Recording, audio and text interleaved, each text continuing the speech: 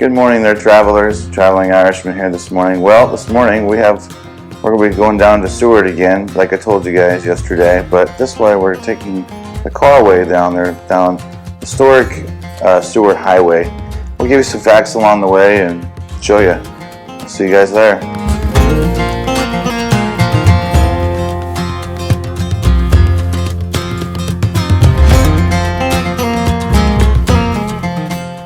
Carl, if you could, give us a little of a quick synopsis before we show the viewers about Seward Highway. So we're going to take off and from Wasilla here, head all the way into Anchorage, cut through Anchorage, and then we're going to start hitting the Seward Highway. It goes all the way, obviously, like where we're going down to Seward, and it's one of the prettiest routes in the United States, but it's also one of the most deadliest. Why is that? It's a 2-lane road. It wraps around mountains. It twists, it turns. People like to try to cut in front of each other and gun it when they're not supposed to. So a lot of accidents happen on this road. Now, is it worse in the wintertime versus the summertime, obviously, because the weather's bad? Or what? They're probably a little bit worse in the wintertime, but in the summertime it can be just as deadly because you got tourists and people that are impatient and want to cut around.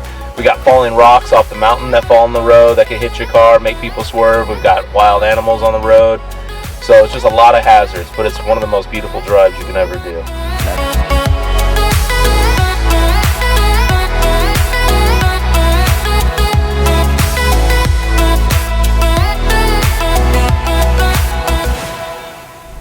Here we're coming to some of the Chugiat State Park Potter's historic site. This is the one of the trains they used to use to plow the tracks back in the day.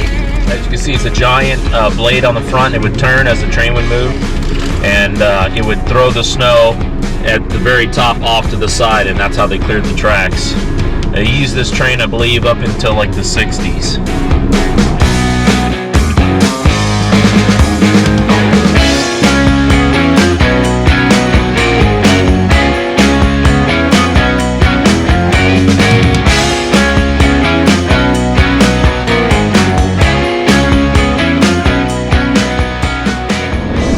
Alright, so here's the beginning of the Taku Arm. Real beautiful mountains on both sides. As you can see right now, the tide is high, so a lot more water in here. Hopefully, when we drive through tomorrow, the tide will be a lot lower, and then we can kind of see how they used to call it the Taku Arm, because there's just so many low spots in this arm that it's really easy to get a boat stuck if you're trying to navigate it. There is one deep section where the whales will usually come up through, or you can get ships through, but it's just really tough to navigate. That's the reason it's called Taku Arm. You can see why this road is so hazardous. It's single lane, not a lot of space. I believe that this stretch of highway is considered the longest scenic route in the United States. It is the longest scenic route.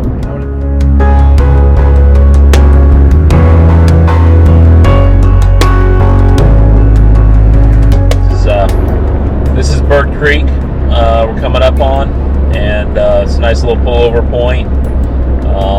There's a good fishing river right up here, and it's also the Bird Creek, and we a lot of combat fishing during the fishing season, so you'll see so many years they'll keep it open and then they'll turn it off just so they can increase the fishing population, but it's coming up here on the left. Right to the left, guys, right over here. Yep, to the left. You'll see him down on both sides, up and down the river. Down the creek fishing. Yeah, right here on the left.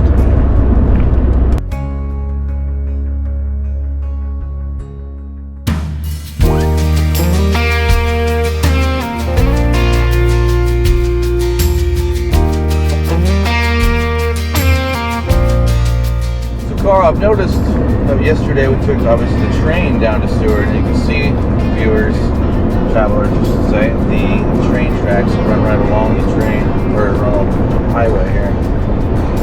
Since early days before this highway was probably even built, I would imagine. Yep, very true. Train's been around since 1903. How old do you think this highway is, Carl? this highway was built in the 40s and 50s. Okay. So it took several years for them to do it in large sections. So it took a number of years.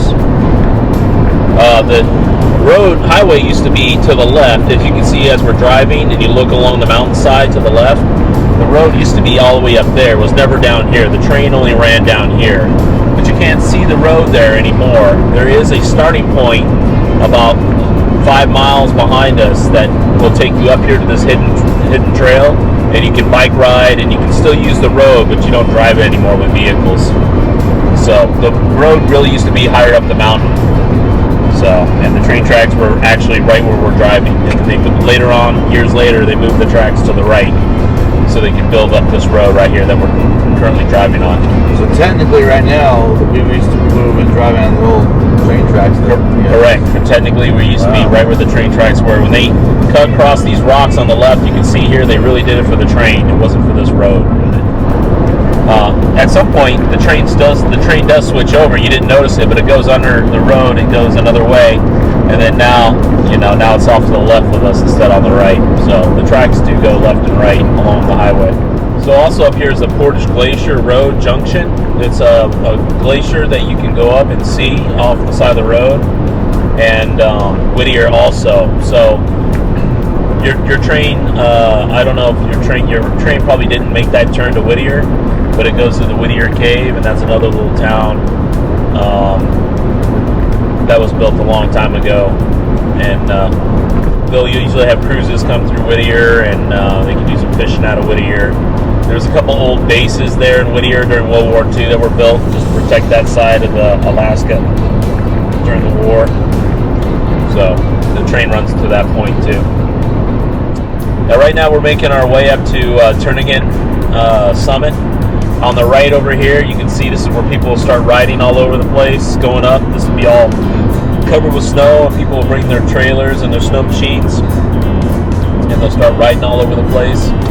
So, and off to the right, here it is, straight ahead. This is the Turnagain Summit. And people can just ride for miles and miles, all on the right side and left side of this highway for free. People bring their all kinds of snow machines, skis. They got a little of everything up here. Very popular.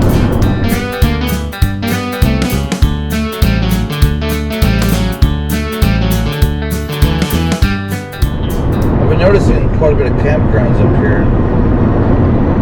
What's all that about? Well, it's Alaska, so we have lots of campgrounds. That's all the booth. You gotta say in Canadian. That's all the booth. But it seems like for you Canadian watchers. It seems like they got a whole bunch of them that goes across this highway.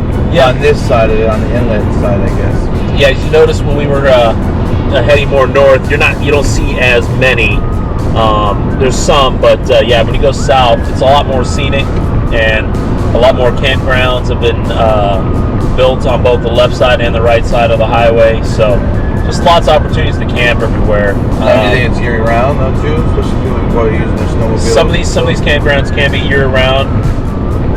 In the wintertime, some of these places get shut down because it just takes a lot of maintenance and care to plow and manage, and especially with snow and everything like that. So a lot of times you'll see these campgrounds not open in the wintertime. Here's Hope coming up, Road Junction, 5 miles, and that'll be on the right side. And that's about roughly a 50 mile stretch all the way down to the city of Hope, which is just a quaint little quiet town. Not a whole lot, a few restaurants, a couple hotels, and that's about it. But it's really, it has a nice view of the Turnagain Arm.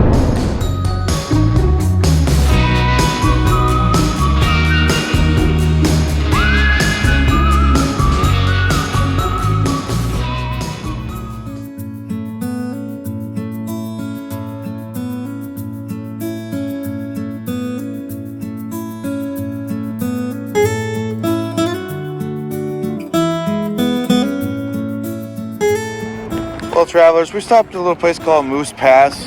As you saw the video, the sign as we came in over here. Behind me, they have a little lodge so you can actually stay and have a restaurant. Looks like supposedly they have Good burgers called Trail Lake Lodge. And then across the way, they've got a espresso cream, or it's a general store rather, that has espresso coffee, ice cream, souvenirs. And then off to the distance, this lodge, as you saw a little while ago, has got this seaplane landing and takeoff and stuff. Pretty cool little quaint town. You pass it through to go to Seward. Looks like this lodge has homemade cinnamon rolls and apple pie, but nonetheless, a pretty cool little spot it's on the way. Probably take, an hour out of your day to stop and check out, or even possibly stay here overnight on your way to Seward. All right, continue back on the road, guys.